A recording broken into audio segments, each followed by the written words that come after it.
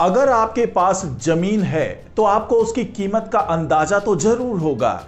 वो हो सकता है कि कुछ हजार हो, कुछ लाख हो, कुछ करोड़ हो, या हो सकता है कि कुछ अरब भी हो।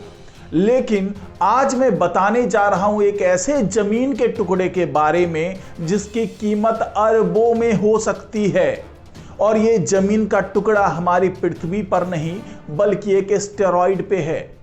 और नासा ने जो उसकी कीमत का अंदाजा लगाया है उसको सुनकर आपके होश फाख्ता हो जाएंगे और आप ये समझेंगे कि आखिरकार इतनी कीमत एक छोटे से टुकड़े की कैसे हो सकती है। तो ये तमाम जानकारी मैं आपको इस वीडियो में देने जा रहा हूं, तो इस वीडियो में आखिर तक बने रहिएगा। नमस्कार, मैं हूं डॉक्टर सुरजीत सिंह और आप देख रहे हैं महाना मिस्ट्री। तो दोस्तों, आज मैं आपको एक ऐसे एस्टेरॉयड के बारे में बताने जा रहा हूं जिसकी कीमत इतनी ज्यादा है कि उसको लिखना भी मुश्किल है। और नासा अब उस एस्टेरॉयड पर जाने की प्लानिंग कर रहा है। मगर आपको यह भी बता दूं कि उस एस्टेरॉयड तक पहुंचने में ही 6 साल का लंबा वक्त लगेगा। तो आखिरकार वहां पर पहुंच करके नासा करना क्या चाहता है और ये एस्टेरॉयड किस जगह पर है जिसके कारण वहां पर पहुंचने में 6 साल इतना वक्त लग सकता है। तो ये तमाम जानकारी मैं आपको दे रहा हूं। तो ये वीडियो अगर आपको अच्छा लगे तो इसको लाइक कीजिए, शेयर कीजिए और कमेंट जरूर कीजिए। साथ ही इस महाना मिस्ट्री चैनल को सब्सक्राइब कीजिए और बेल आइकन का बटन दबा दीजिए। तो दोस्तों, चलिए मैं आपको लेकर चलता हूं उस एस्टेरॉयड के पास में जिसकी कीमत का अंदाजा वैज्ञानिकों ने क्विंटिलियन के हिसाब से लगाया है। अब आप ये कहेंगे कि ये क्विंटिलियन क्या है, क्योंकि आपने मिलियन सुना, बिलियन सुना, अब ये क्विंटिलियन क्या बला आ गई। तो ये मैं आपको बता दूं कि ये इतनी बड़ी रकम है जिसको आप गिन भी नहीं सकते। इसको गिनने के लिए भी आपको न जाने कितने साल लग जाएंगे। तो आपको यही मैं बताने जा रहा हूं कि ये एस्टेरॉयड कहां पर है और इसकी इतनी ज्यादा कीमत क्यों है और क्या वहां से एस्टेरॉयड का कोई टुकड़ा नासा वापस पृथ्वी पर भी ला सकता है। ये तमाम जानकारी मैं आपको दे रहा हूं इस वीडियो में। तो चलिए सबसे पहले जान लेते हैं कि ये एस्टेरॉयड कौन सी एस्टेरॉयड है और इसका नाम क्या है। तो आपको बता दूं कि वैज्ञानिकों ने जो नाम दिया है इस एस्टेरॉयड का वो है 16 साइकी। और यहां पर नासा स्पेस एक्स के साथ मिलकर जाने की तैयारी कर रहा है।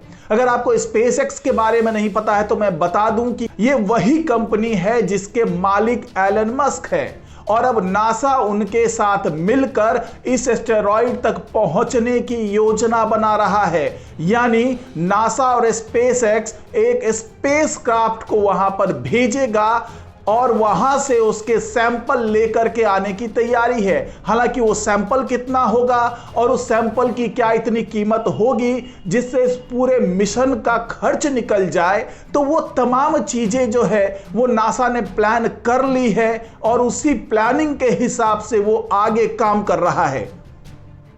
और अगर आप इस रकम का अंदाजा लगाना चाहते हैं कि ये रकम कितनी बड़ी है, तो आपको बता दें कि नासा अगर इस एस्टेरॉयड के तमाम टुकड़े लेकर पृथ्वी पर लौट आता है और दुनिया के हर व्यक्ति को एक एक टुकड़ा दे देता है तो हर किसी को करीब 7,60,000 करोड़ रुपए मिलेंगे। अब आप सोचिए कि हर इंसान को जितनी रकम मिल रही है यानी 7,60,000 करोड़ रुपए, उसको गिनना ही बहुत मुश्किल होगा। तो आप इस पूरे एस्टेरॉयड की कीमत का अंदाजा लगा लीजिए। तो आइए अब ये समझ लेते हैं कि एस्टेरॉयड ये कहां पर मौजूद है और किस तरीके से नासा वहां पर पहुंचने की तैयारी कर रहा है। तो जैसा कि मैंने आपको बताया कि इस एस्टेरॉयड का नाम है 16 साइकी, जिसे 1852 में इटली के एस्ट्रोनॉमर एनिबेल डी गैस्परिस ने खोजा था। और नासा 16 साइकी के बारे में और ज्यादा जानकारी जुटाने के लिए अब इस एस्टेरॉयड पर जाने की योजना बना रहा है। अगर इस 16 साइकी एस्टेरॉयड के रेडियस की बात करें, इसके साइज की बात करें, तो यह करीब 226 किलोमीटर चौड़ा है और यह पूरी तरीके से निकल और सिलिका से बना हुआ है। और अगर इसमें मौजूद इन धातुओं को बेचा जाए तो दुनिया का हर शख्स अरबपति हो जाएगा। लेकिन नासा इसके कीमती होने की वजह से वहां जाने की योजना नहीं बना रहा है, बल्कि वो इस एस्टेरॉयड के कंपोजिशन की तुलना पृथ्वी से करना चाहता है। वैज्ञानिकों के लिए यह एस्टेरॉयड बेहद अहम है क्योंकि इसका कंपोजिशन पृथ्वी से काफी मिलता जुलता है और वैज्ञानिकों को यह उम्मीद है कि अगर वहां से वो सैंपल लेकर चले आते हैं पृथ्वी पर और उसकी एनालिसिस करते हैं तो उन्हें अपने पृथ्वी के कोर को समझने में बेहद आसानी होगी, क्योंकि पृथ्वी के कोर तक पहुंचना साइंटिस्ट के लिए बेहद मुश्किल है। तो अब वो ये चाहते हैं कि एस्टेरॉयड का थोड़ा सा सैंपल लेकर के यहां पर आए और उसको समझें, एनालिसिस करके कि आखिरकार हमारी पृथ्वी का कोर कैसा है। हालांकि इस एस्टेरॉयड की कीमत के कारण अब कई कंपनियां सामने आने लगी है जो स्पेस माइनिंग के इंफ्रास्ट्रक्चर निर्माण की तरफ ध्यान दे रही है। यूरोसन माइनिंग जैसी कंपनियां स्पेस इकोनॉमी की तरफ रुचि ले रही है और मॉर्गन स्टैनली के मुताबिक आज स्पेस इकोनॉमी 35,000 करोड़ डॉलर की है, जो 2040 तक बढ़कर 2.7 ट्रिलियन डॉलर की हो जाएगी। आपको बता दूं कि 16 साइकी पर जाने के लिए 2022 अगस्त में साइकी स्पेसक्राफ्ट लॉन्च किए जाने की प्लानिंग थी, लेकिन तमाम टेक्निकल प्रॉब्लम्स की वजह से पिछले साल इसे लॉन्च नहीं किया जा सका। लेकिन नासा अब साइकी मिशन को इसी साल 10 अक्टूबर को लॉन्च करने के लिए तैयारी कर रहा है और यह स्पेसक्राफ्ट अगस्त 2029 में इस एस्टेरॉयड पर पहुंच जाएगा।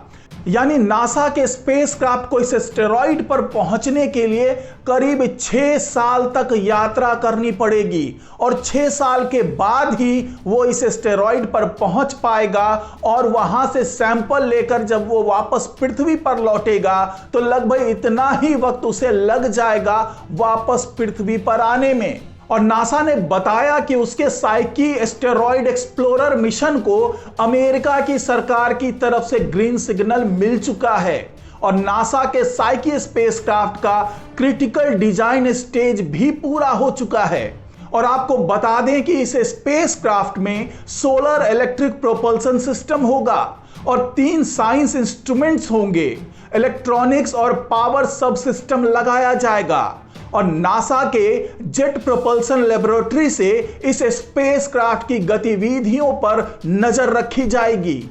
और आपको अब जरा इस एस्टेरॉयड के बारे में थोड़ी सी जानकारी दे दूं तो वैज्ञानिकों ने जो बताया है उसके मुताबिक एस्टेरॉयड 16 साइकी मंगल और बृहस्पति ग्रह के बीच घूम रहे एस्टेरॉयड बेल्ट में मौजूद है और एस्टेरॉयड 16 साइकी हमारे सूरज के चारों तरफ एक चक्कर 5 साल में लगाता है और इसका एक दिन 4.196 घंटे का होता है और इसका वजन धरती के चंद्रमा के वजन का करीब 1% ही है।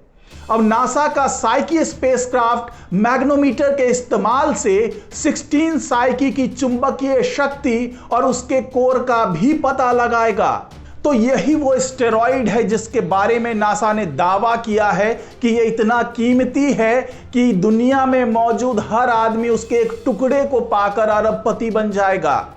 लेकिन इस एस्टेरॉयड के पीछे जो वजह है, जो इसके बारे में जो रिसर्च कर रही है नासा, उसके पीछे वजह इसकी कीमत नहीं है, बल्कि वो पृथ्वी को और ज़्यादा अच्छे तरीके से जानना चाहती है और यही वजह है कि उसके तमाम वैज्ञानिक अब इस मिशन में लगे हुए हैं और एलन मस्क की कंपनी की भी मदद उन्हें मिल रही है और आने वाले 10 से 12 साल के अंदर में हो सकता है कि एस्टेरॉयड का एक टुकड़ा हमारी पृथ्वी पर आ जाए और उसका विश्लेषण करके वैज्ञानिक उसकी तमाम चीजों को समझ पाएं और अपनी पृथ्वी के कोर को बेहद बारीकी से समझ पाएं।